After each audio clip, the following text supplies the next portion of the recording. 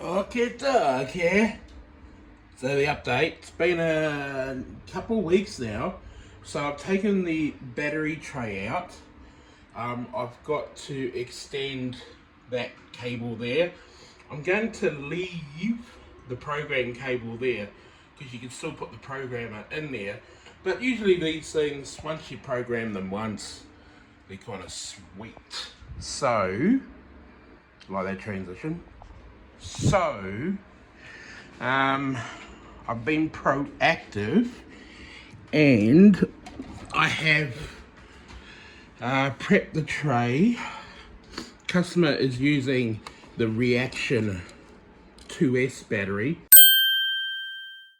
Don't forget opto, so we need to power the receiver and the servo. So what I've done, he's asked for the nothing but the best, because that's in the other Rockstar, is the Futaba TFHSS, the 33.4 SBS, the super response. That is nothing but the best. Excuse me? A baking powder? But what I've done, because the aerial is a pain in the ass, I've drilled a hole. This is a blind grommet. Blind meaning they've got the blank on there, the solid. And all I've done is put one of those in, poked the hole, and got the aerial coming out. I've test fitted the aerial and make sure it was long enough, because you can get the I think it's 200mm and the 400mm antenna from Futaba in the 2.4 gigahertz range. So I've done that, gave it a good clean. Prepping for the ESC, I've already done my QS8s, so those bits are going to go in the other end of the reducers, adapters, joiners, whatever we're going to call it. So that's kind of where we are now, but I'm actually going to make the, what I was just saying before, I'm just going to make the extension lead that goes to the ESC. So I am going to guesstimate, no I won't, I'll measure it up, and then I'll make a little harness and have a little tail coming out and with a plug at the end, and it'll be Mickey Mouse. Whip this up, extension cord, cable, cord. Trialing this new plug. So there's the JR plug for the receiver. I'm going to trial this plug here, better connection. So just got to change the one on the ESC when I do that. So done, another one.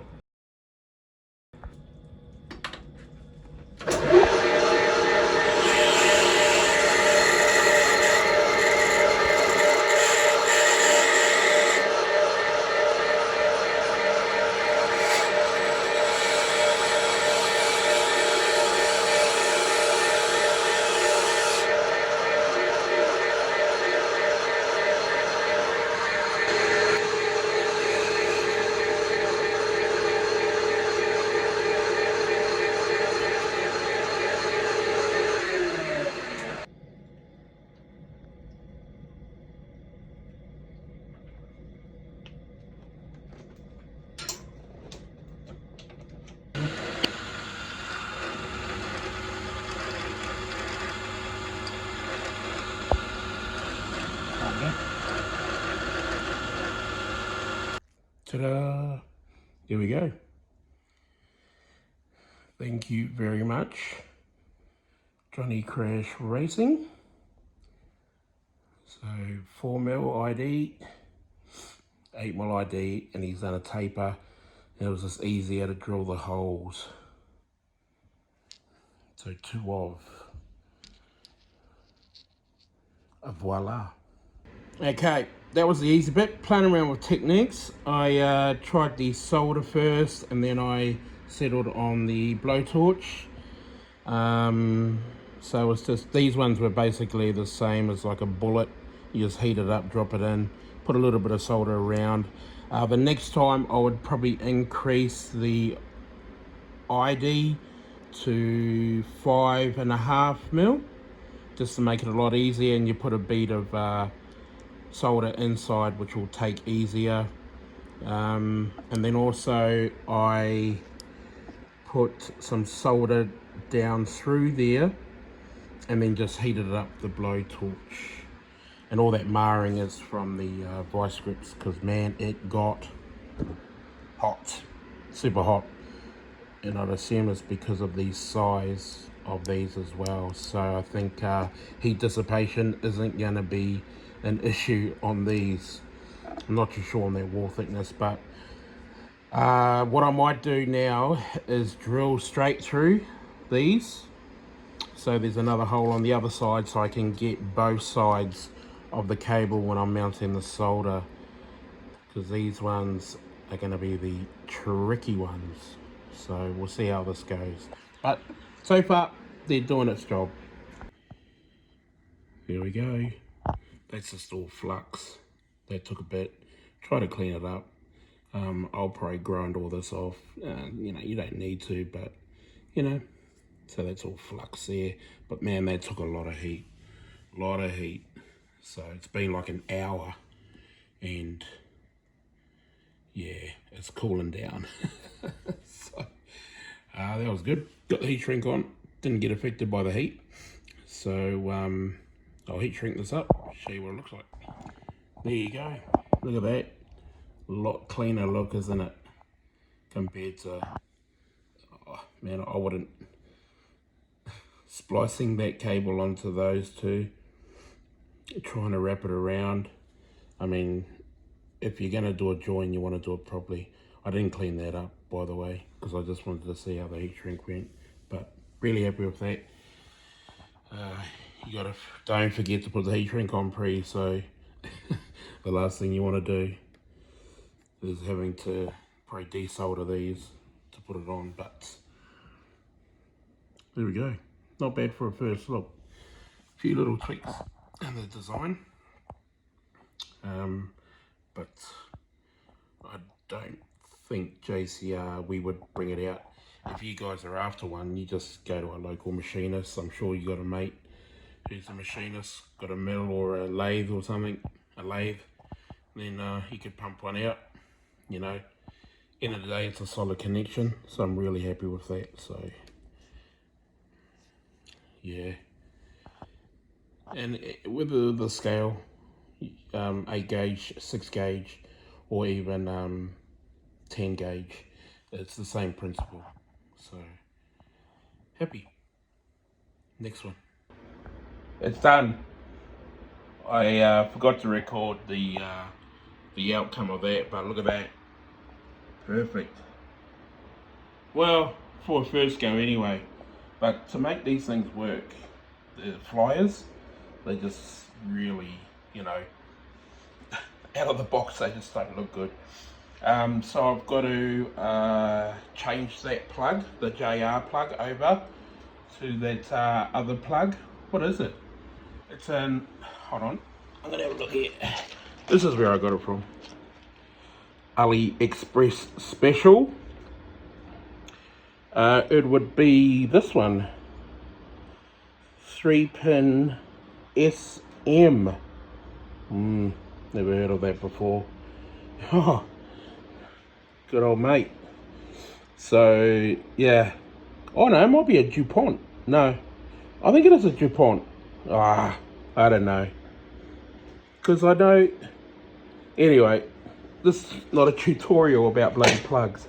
It's a building boat tutorial. So that's it. I'm just going to do that and then throw it in the boat. Hot as balls today, 39, 40 degrees, and then it's going to storm like a mofo. So let's go over here. Yay. So train that up. Those were in just light, just drilled into the fibre trail for those. There's that plug on there, and that's awaiting the ESC. And then I think it's power up. So I better put some success bats on charge. Shazam! There it is. It is a DuPont I Google perplexed it on the interwebs. So DuPont, hope I got them right. But it is. On the, so, way better connection, I reckon, than the JR plugs, JRJSC. By the way, that is a 4S balance plug enclosure thingy-majiggy, what's gonna call it. They snap in, so that'll protect the exposed cables. Minus that, but like I said, you know you gotta use the ones. Okay, that's it. That was the final piece of the resistance seance. So I'm gonna throw this in now. Okay. Right, it's in. It was so hot, I just threw it in. I was gonna say something else. But that went in fine, perfectly. Everything went in. I put on the hoses. I actually pressure tested the motor jacket. Not so worried about the ESC. It's the motor jacket that I'm always worried about with these ridges. On this style of motor, they've gotten rid of the style now, so all the water jackets that come with them, they can use a stock 56 or 58mm jacket, but the ones with the ridges on the motor, they were a pain in the ass with the O-rings. So that was good. I pressure tested that. Ran out of black hose, so you've got the pickup going into the motor jacket, then out into the water outlet, and then I've got the ESC one connected to the outlet, and I've got to pick up some more black hose off the customer, aka my mate. It's my mate, so but he's the customer. That's what I'm officially calling it, even though he's a mate, and he's a mate of the channel as well. So giving him the love back for supporting the channel over the years. All right. So I fired it up. Worked really well. I've got to program it with that to get rid of the reverse. I want to double check. I want to get double check on the few low voltage cutoff. I think I'm going to put some more heat shrink on that. I'm going to reverse the rotation to counterclockwise, or whatever it currently is set at, because at the moment it's all around backwards, and I don't want to swap these over because it is from A phase to A phase, so B phase, yeah, blah blah blah. I do need to adjust this because there was a bit of binding, just a slight bit, just enough that I could hear it. And then what I'll do is I'll fire it up again and then go through it, and then it's I've got the aerial, sorry, the aerial I haven't done yet because I ordered some stuff off AliExpress that I'm experimenting with. It probably won't be here for another week, so I'm going to hold off on that because I want to double check they will work first before I commit to the whole. So, or I could just use the basic standard one, but I don't like the stock ones because the old reach around is a bit hard when you're not that experienced. So yeah, come out nice and clean, eh? I like where the plug placements are. It's pretty good. Overall, pretty happy with it. It was a pretty good basic conversion for you guys that are looking at upgrading your 48. Your 48 will work. It's got obviously a different 5-inch rail because it's higher, so a lot, and the angle is a lot steeper. But all in all, come out really well. So let me just finish these programming parameters on that. Oh, I've already bound it to my Futabas MPX with no issues at all. So, okay, I'll get onto that. Bloody spaghetti junction. Just was going through power procedure. Then she wasn't powering up. Went through everything. Even had to get the old boy out from retirement And ended up just being a dicky JR plug. So I've got to swap that over for a brand spanker. Who would have thunk it?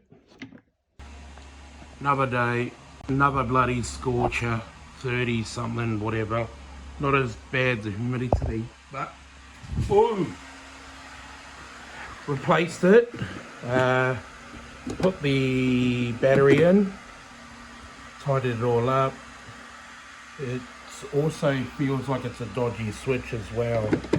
So bound it all to the Futaba from the customers. Just put this on, got to put some fur on it. Bound it up to this. What's that? Yep, that's the 3PV. Actually, I'm getting better at this.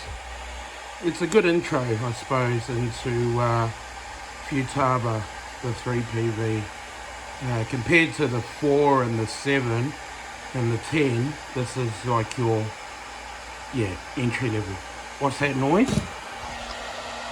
It's a nice DT FD200, my discharger. So what I've done is I've replaced all the, that's it, it's getting hot over there. I replaced all the, I can't remember what those plugs were, but I replaced them with the QS8s. The customer recommended these ones. He gave these to me. So that one's been discharged down to 30%. And currently this one, they only take with this here, so she's running a bit warm. The 5000s were at 84%. So with this discharger, mate, you've got to have these are portable, nothing to it. So there's a XT60 with a QS8 on it. Plug it in. I'll put the app. I'll put the screenshot of the app there. That'll show you the real time on what happens to it. I usually cross-check it with that. I can't do. Oh, hold on. Maybe. Get over here.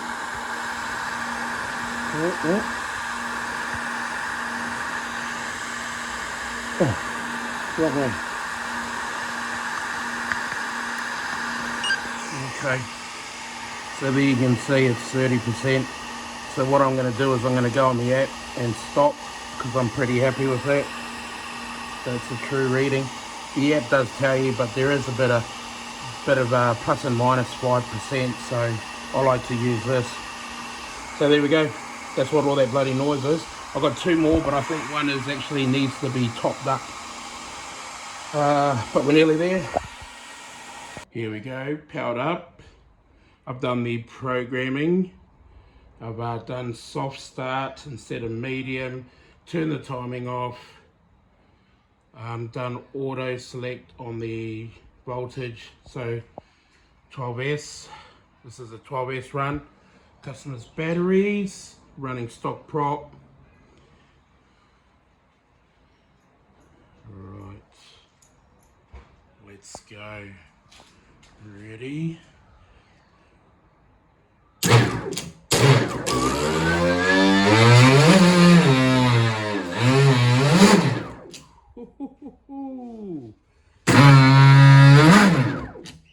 Very nice. Very small input. So I'd say let's stick a fork in this one, eh? All done. Steering's good. That was pretty good. It's pushing 8 volts, so that servo's loving life at the moment. So, alright, that's powered up test, all good. I'll show you the boat. There it is, the final.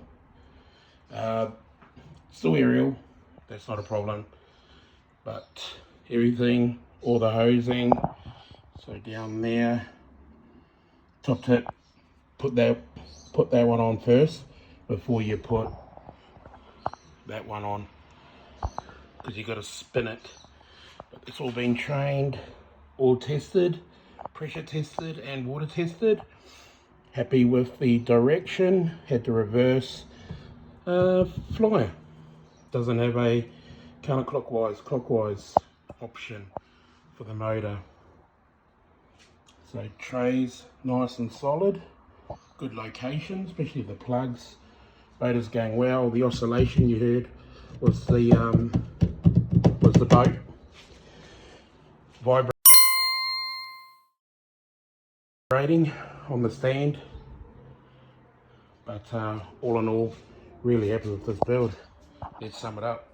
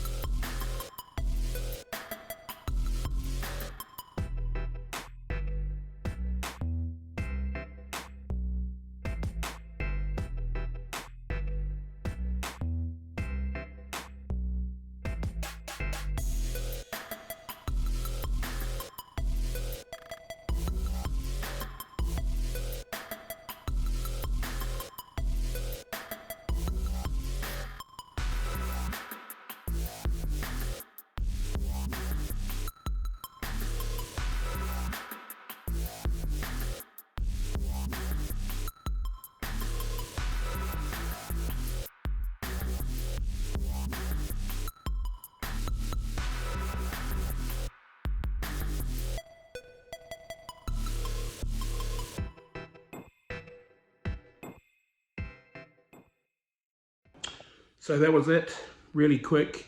Overall, it took around about just over 2 weeks, but there was also waiting for stuff, and then also the JCR lugs, adapters, connectors. So I don't know what we're going to call them for them to machine up. So try to make this one pretty simple, because so if you've got like a 48G, or even if you're going to do it to a Rockstar, you need only minimal amount of money to convert it. Obviously, the motor ESC is going to be your big portion, but then you got your battery trays. You don't need to have those slide over battery trays. You can just get carbon fiber or even fiberglass battery trays, and then the same with the ESC mount. You know, that was just a TFL mount that I dodged up to fit. Probably the standoffs, but they were probably the most expensive. Can't remember the price here. They were the large ones. I'll put up a parts list to show you what I used.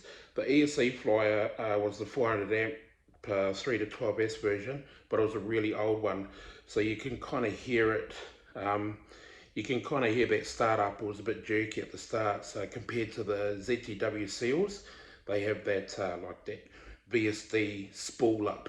So, but look, again, it was a build for a mate, aka the customer, and if we get some run footage, awesome, but that's entirely up to him as well. So thanks guys again for joining me on this build. It took forever, but we got there in the end. So alright guys, you know what you got to do, and I will see you at the next one. Ciao.